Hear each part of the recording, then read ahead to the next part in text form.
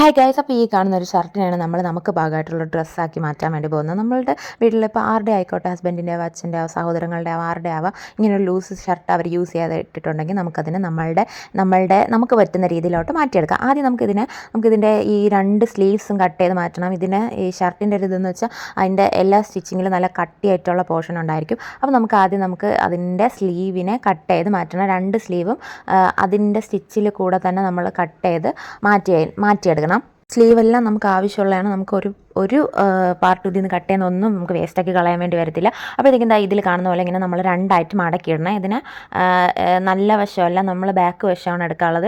എടുത്തതിന് ശേഷം നമ്മൾ ഷോൾഡർ, ഞാനൊരു 4 ഇഞ്ചാണ് ഷോൾഡർ മാർക്ക് ചെയ്തത്. നമ്മൾ കറക്റ്റ് പെർഫെക്റ്റ് ആയിട്ട് മടക്കി വെച്ചേക്കണം കേട്ടോ.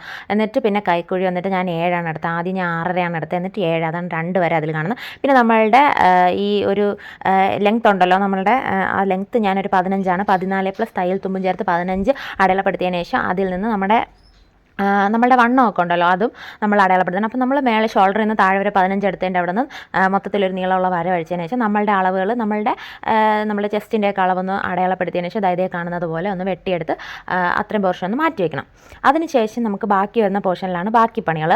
അപ്പോൾ നമ്മൾ കട്ട് ചെയ്ത് മാറ്റിയത് നൂത്ത് നോക്കുമ്പോഴത്തേക്ക് ഇങ്ങനെയാണ് നമുക്ക് കിട്ടുന്നുണ്ടാവും മുകളിലത്തെ പോർഷൻ. അതിനുശേഷം ഞാൻ ഷോൾഡർ, നമ്മൾ കൈക്കുഴി വെട്ടിയില്ലേ, അവിടെ നിന്ന് ഞാൻ ഇതിൽ കാണുന്നത് പോലെ അളന്ന് നോക്കുന്നുണ്ട്. അപ്പോൾ എനിക്ക് കിട്ടിയത് 10.5, അതായത് നമ്മുടെ ആം ഹോൾ 10.5. എന്നിട്ട് നമ്മൾ മാറ്റി വെച്ച ഷർട്ടിൻ്റെ സ്ലീവ് ഉണ്ടല്ലോ, അത് ഞാൻ അളന്ന് നോക്കിയപ്പോഴത്തേക്കും കറക്റ്റ് 10.5 തന്നെയാണ് എനിക്ക് കിട്ടിയിട്ടുണ്ടായിരുന്നത്. എന്നിട്ട് നമ്മൾ അതിൽ കട്ടിയുള്ള സ്റ്റിച്ചിങ് ഒക്കെ ഒന്ന് മാറ്റി നമ്മളുടെ സ്ലീവിൻ്റെ ഷേപ്പ് ഉണ്ടല്ലോ, ഇങ്ങനെ പൊങ്ങി താഴ്ന്ന് വരുന്ന ഒരു കർവ് വരുന്ന മോഡലിലുള്ള ആ ഒരു രീതിക്ക് ഞാൻ വെട്ടി മാറ്റിയതിന് ശേഷം നമ്മുടെ സ്ലീവിൻ്റെ ഫ്രണ്ട് സൈഡ് ഒന്ന് കൈക്കുഴി ഇറക്കി വെട്ടണമെന്ന് അറിയാമല്ലോ, അതേപോലെ ഒന്ന് വെട്ടി ഇതൊന്ന് ഷേപ്പ് ആക്കി എടുക്കുന്നുണ്ട്. എന്നിട്ട് ഇത് ഫുള്ള് നമുക്ക് സ്ലീവായിട്ട് എടുക്കാൻ പറ്റില്ല, കാരണം നമുക്കിത് ഡ്രസ്സിൻ്റെ താഴോട്ടുള്ള പോർഷന് വേണ്ടിയിട്ട് ആവശ്യമുണ്ട്. അതുകൊണ്ട് തന്നെ ഞാൻ ഈ കൈക്ക് നമുക്ക് അധികം നീളമൊന്നും എടുക്കാൻ പറ്റത്തില്ല.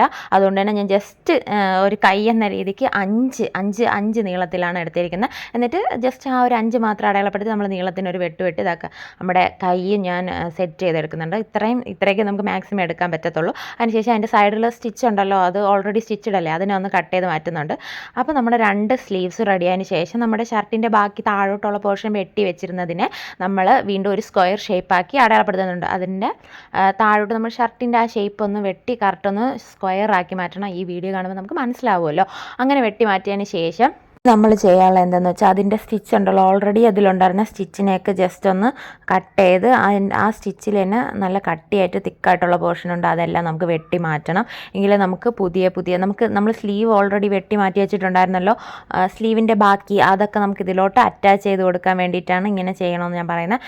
ഇനി നമുക്ക് കട്ട് ചെയ്ത് മാറ്റി വെച്ചതിൻ്റെ ബാക്കി സ്ലീവിൻ്റെ പോർഷനും കൂടെ എടുക്കണം. അതെടുത്തതായി ഇതിൻ്റെ കൂടെ ഇങ്ങനെ ചേർത്ത് വെച്ചിട്ട് ലെങ്ത്ത് എത്രയാണെന്ന് വെച്ചാൽ അടയാളപ്പെടുത്തി നമുക്കതൊന്ന് നീളത്തിന് വരച്ചതിന് ശേഷം കട്ട് ചെയ്ത് മാറ്റേണ്ടതുണ്ട്.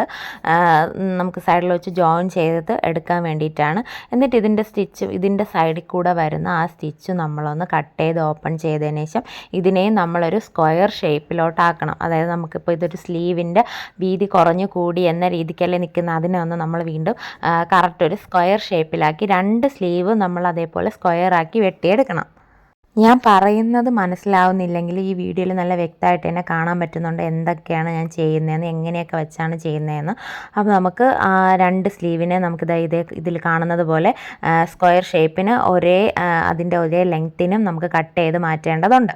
അപ്പം നമ്മൾ ഇത്രയും ചെയ്ത് തീരുമ്പോൾ തന്നെ നമുക്ക് അത്യാവശ്യം നീളത്തിനുള്ള തുണികളാണ് കിട്ടിയിട്ടുണ്ടാവുക. അതായത് ഇതിൽ കാണുന്ന പോലെ ഇത്രയും തുണികൾ നമുക്ക് കിട്ടിയിട്ടുണ്ടാവും. അപ്പം നമ്മളെ കട്ടിങ് പരിപാടി തീർന്നിട്ടുണ്ട്. എന്നാൽ പിന്നെ നെക്സ്റ്റ് വീഡിയോ ഉടനെ തന്നെ ഉണ്ടാവും. ടാറ്റാ.